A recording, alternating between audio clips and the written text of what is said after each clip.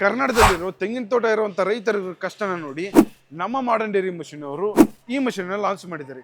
ಈ ಮಷಿನ್ ಅನ್ನ ಕೃಷಿ ಯಂತ್ರಗಳ ಕಾಶಿ ಅಂತಾನೆ ಫೇಮಸ್ ಆಗಿರುವಂತ ಕೊಯಂಬತ್ತೂರಲ್ಲಿ ಮ್ಯಾನುಫ್ಯಾಕ್ಚರ್ ಮಾಡಿರೋದ್ರಿಂದ ಈ ಮಷಿನ್ ಅಲ್ಲಿರುವಂತ ಎಲ್ಲ ಮೆಟೀರಿಯಲ್ ನಾವು ಓನ್ ಆಗಿ ಮ್ಯಾನುಫ್ಯಾಕ್ಚರ್ ಮಾಡಿ ಅಷ್ಟೇ ಅಲ್ಲದೆ ಇದರಲ್ಲಿರುವಂತ ಫೀಚರ್ಸ್ ನಾವು ಒಂದೊಂದಾಗಿ ಕೇಳ್ತಾ ಹೋದ್ರೆ ದಂಗ್ ಆಗ್ತಾನೆ ಹೋಗ್ತೀರಾ. ಈ ಮಷಿನ್ ಅಲ್ಲಿ ದೊಡ್ಡ ದೊಡ್ಡ ಸೈಜ್ ಅಲ್ಲಿರುವಂತ ಎಡೆಮಂಡೆನೇ ಆಗಿರ್ಲಿ ತೆಂಗಿನ ಗರಿನೇ ಆಗಿರ್ಲಿ ಒಳಗಡೆ ಇಟ್ಟರೆ ಸಾಕು ಬಕಾಸುರು ತರ ತಿಂದು ಆ ಕಡೆ ಕಟ್ ಮಾಡಿ ಹುಡಿ ಮಾಡಿ ಬಿಸಾಕ್ತಾನೆ ಇರುತ್ತೆ.